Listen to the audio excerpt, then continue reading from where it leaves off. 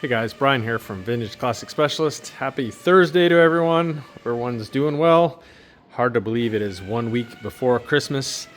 Anyway, it is time for another episode of Day in the Life of Vintage Classic Specialist. Our daily updates here on our little restoration shop progress.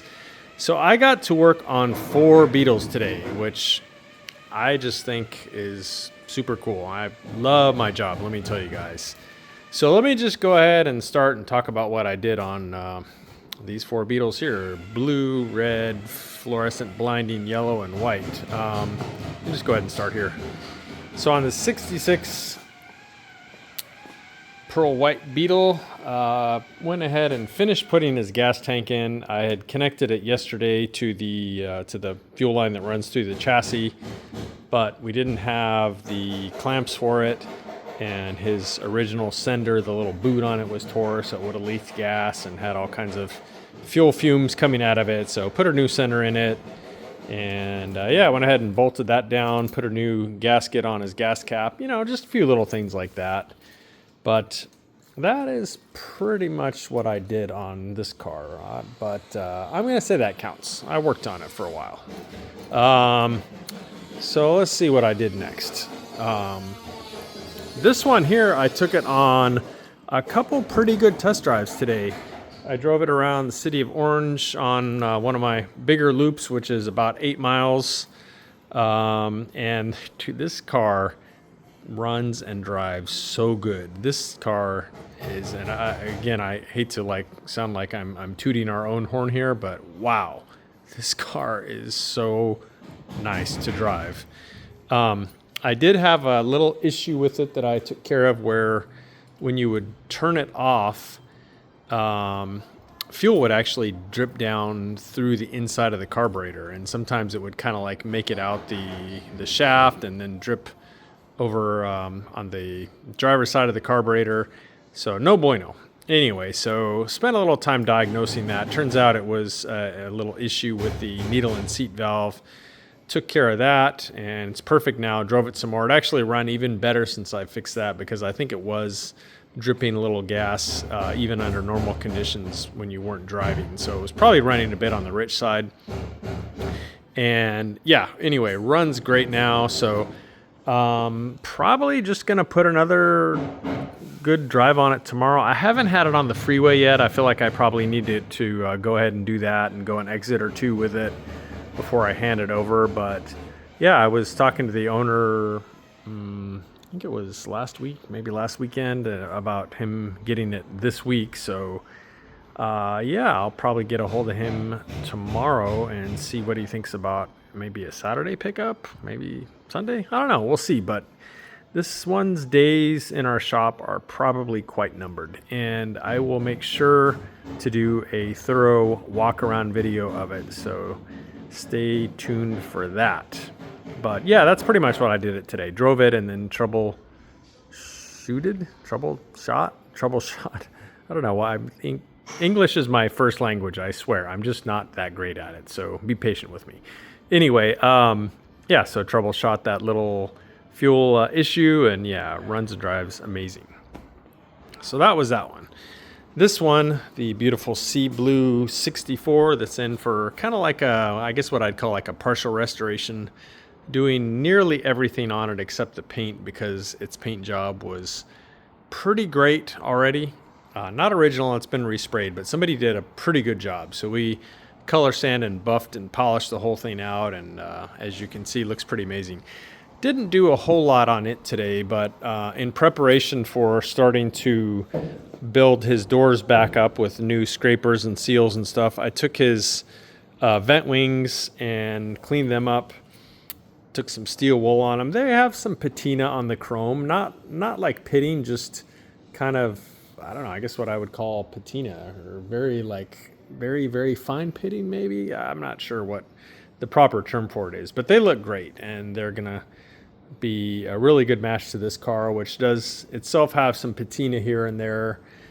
Nothing major, but yeah, they're going to look great. So anyway, clean those up, and then the divider bars that go here, clean those up as well, and then remove the old felt channel from them. This is the one that goes here that the the window slides up and down, and there's a felt channel on the back side of that chrome bar right there. So removed those and got them ready to put new channels in.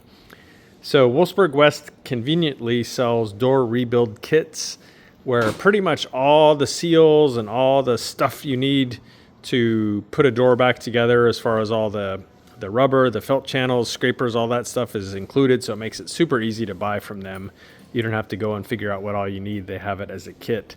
Anyway, so I ordered those kits. I will be picking them up in the morning. So who knows? I might just build this one's doors tomorrow. We shall see. But anyway, yeah, a little bit done there on that one. All right, so how about this beauty here? I said I worked on all four. That includes this one. So this car is pretty much, I think we have all of our ducks lined up, so to speak, to put its front and rear suspension together. So we've had a bunch of stuff powder coated. We've had our painter paint a bunch of stuff. I've collected almost all the parts. I've got a couple more things I got to pick up in the morning, and then this will be going together maybe tomorrow. We'll see. Might do the front and or rear suspension tomorrow, which are both, of course, completely disassembled right now. But yeah, you can see trailing arm, they're all powder coated. I did take their original bearings, which usually are okay, the inner and outer bearings on the rear axles here. I cleaned them up and I ran them through the ultrasonic cleaner, and I wasn't really super happy with them. They just weren't as smooth as I would have liked them to have been. So going ahead and replacing those. So those bearings are coming tomorrow. And then sadly, Wolfsburg West is out of the seals, inner and outer seals for the axle, which coincidentally are the same seal, inner and outer. They're out of those. So Eddie Collins at Eddie and Dave's garage is trying to hunt me down those. I need 4 of them, 2 for each side. Other than that, I think I have everything now for the rear suspension. The front suspension, pretty sure we have everything now. So what I did today in preparation for putting the suspension together on that car is started going through bags of gross hardware, which had been disassembled from the car, but then never, nothing really ever done to it. So bunch of greasy parts, greasy bolts, stuff like that. So pretty much just went and started brute forcing it through this stuff today with, we clean most parts with gasoline. So we've got literally like a drip pan there and gas, and yeah, it's a pretty unpleasant job, but combination of cleaning parts with gas and then sandblasting them. And then some parts I did blackening that I use. If anyone's interested, you can buy this on Amazon. I think it's like $35. This bottle lasts it depends on how much you use it, I suppose. I think the last bottle I bought probably lasted over a year. You can reuse it. So I pour it in a beaker.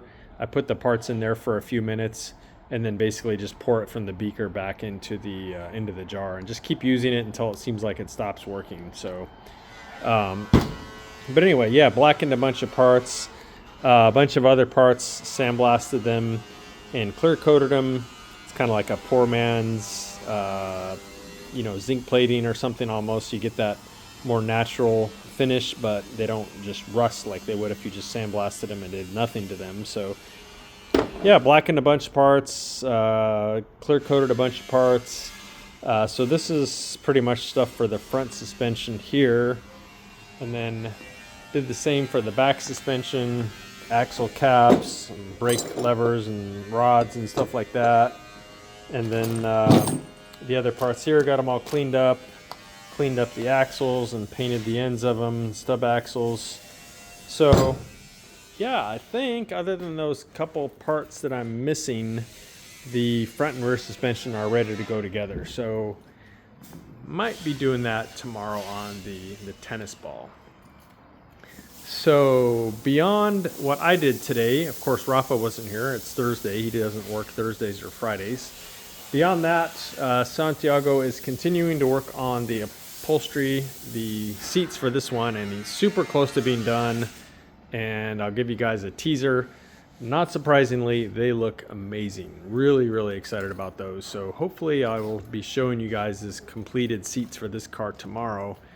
And then next up, he will start doing the carpet for it. So that's also pretty exciting. And then, of course, Renee is continuing to work on the crusty Carmen Ghia body work. And so metal work is done, and now it's just pretty much at the stage of doing body work. And then when that's done, it'll be time to shoot some paint on that thing. So stay tuned for that. Hopefully in the not too distant future. I'm hoping maybe to have it painted by mid-January or so. I'm not sure. I think that's probably doable. We'll see.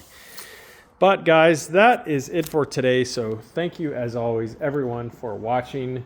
Appreciate you all, and we will see you again tomorrow. Bye.